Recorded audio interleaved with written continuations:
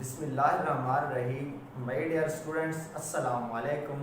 Friends school توسا کی جانب سے میں آپ کا ٹیچر محمد شفقت. بیٹا جیسا کہ آپ جانتے ہو، پہلے لیکچر میں ہم نے ایمان اور عبادت کے متعلق پڑھا تھا، اور آج ہمارا جو ٹاپک ہے وہ عقائد کے متعلق ہوگا. یعنی ہم عقائد کے متعلق جاننے کی کوشش کریں گے کہ عقائد کیا ہے، اس کا کیا معنی ہے، اور ہم اسلام کی بنیادی عقائد کون سے ہیں. اسلام کے بیسک بیٹا بنیادی عقائد 5 ہوتے ہیں.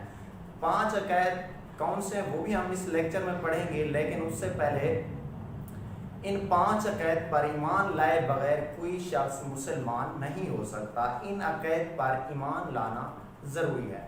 اب ہم عقائد کے متعلق پڑھ لیتے ہیں کہ عقائد کا کیا معنی ہے، عقائد سے کیا مراد ہے. پہلا ٹاپک جو ہے وہ ہے عقائد. عقائد کا لفظ، یعنی یہ جو عقائد ایک لفظ ہے، بیسک یہ جمع کا لفظ ہے، اور اس کا معنی کیا ہے وہ بھی ہم پڑھتے ہیں. عقائد کا لفظ عقیدہ کی جمع ہے، یعنی یہ جو ہمارا عقائد کا لفظ ہے یہ عقیدہ کی جمع ہے، اور جس کا معنی ہے گرہ لگانا. یعنی کس کا معنی؟ عقائد کا معنی ہے گرہ لگانا یا باندھنا. اب ہمارا جو پہلا سوال ہے وہ عقائد سے کیا مراد ہے. یعنی یہ جو ہم نے عقائد کا مطلب پڑھا تھا، معنی پڑھا ہے، اب ہم اس کا سوال پڑھ لیتے ہیں کہ عقائد سے کیا مراد ہے. عقائد سے کیا مراد ہے؟ شریعت میں اس سے مراد، یعنی شریعت سے کیا؟ شریعت یعنی یہ جو ہمارا دین ہے، اس میں عقائد سے مراد اسلام کے بنیادی نظریات. اسلام کے بنیادی نظریات. اب یہاں پر یہ جو اسلام کے بنیادی نظریات کا لفظ ہے، بیسک ہم یہ جاننے کی کوشش کریں. نظریات، نظریات یعنی عقائد. نظریات کا مطلب دوسرا معنی عقائد بھی ہے، نظریات یا عقائد. شریعت میں اس سے مراد اسلام کے بنیادی نظریات یا عقائد. عقائد کون سے ہیں؟ وہ عقائد ہیں 5. یہ ہے اللہ تعالیٰ پر ایمان، فرشتوں پر ایمان، الہامی کتابوں پر ایمان، رسولوں پر ایمان، آخرت پر ایمان. ان پر پختہ یقین رکھنا ضروری ہے، اور ان نظریات کو عقائد کہتے ہیں. یعنی ان نظریات کون سے نظریات؟ وہ یہی 5 نظریات یعنی عقائد.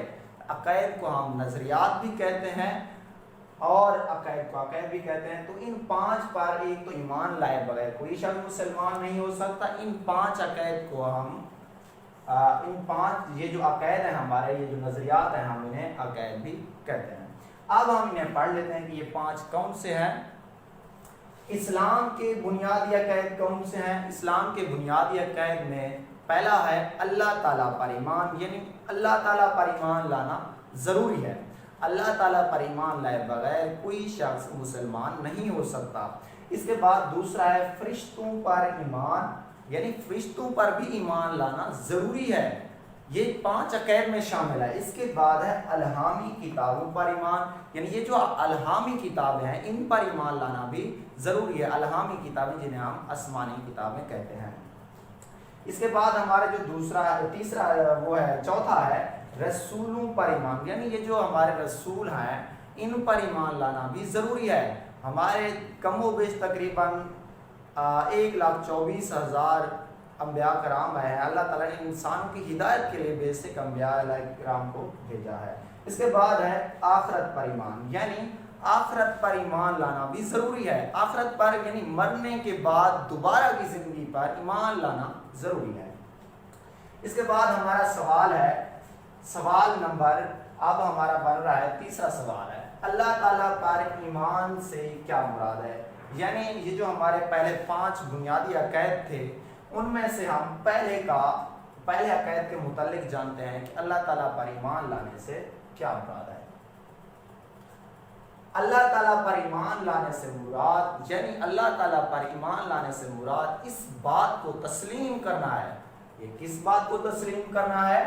کہ وہی سے کیا ہے؟ وہی یعنی اللہ تعالیٰ. یہ اللہ تعالیٰ کے متعلق سوال کے جواب میں بتایا جا رہا ہے، تو وہی سے مراد بھی اللہ تعالیٰ ہے.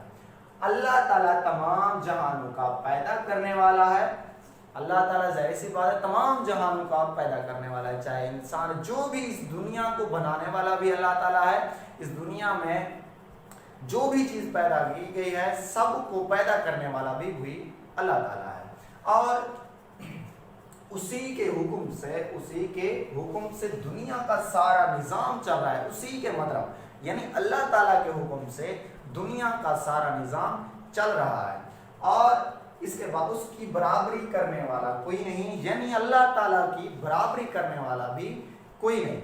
इसके बाद अल्लाह ताला के सिवा कोई इबादत के लायक नहीं। जैसा कि आप जानते हो कि अल्लाह ताला ही इबादत के लायक है, अल्लाह ताला के सिवा कोई इबादत के लायक नहीं। अल्लाह ताला पर ईमान लाए बगैर कोई शख्स मुसलमान नहीं हो सकता। यानी ये जो 5 अक़ीदे थे इसमें से पहला ये जो हमारा था अल्लाह ताला पर ईमान, यानी इन 5 में से अल्लाह ताला पर ये जो पहला अक़ीदा था इनमें से पहला है अल्लाह ताला पर ईमान। अल्लाह ताला पर ईमान लाए बगैर भी कोई शख्स मुसलमान नहीं हो सकता, जैसा कि हम लोग ये पहले पढ़ चुके थे। इसके बाद है अल्लाह ताला हमेशा से है, यानी अल्लाह ताला हमेशा से है और हमेशा रहेगा। अल्लाह ताला हमेशा से है और हमेशा से रहेगा। ये आपका दूसरा लेक्चर था। इंशाअल्लाह हम मज़ीद अगले लेक्चर में पढ़ेंगे। तब तक अपना ख्याल रखना।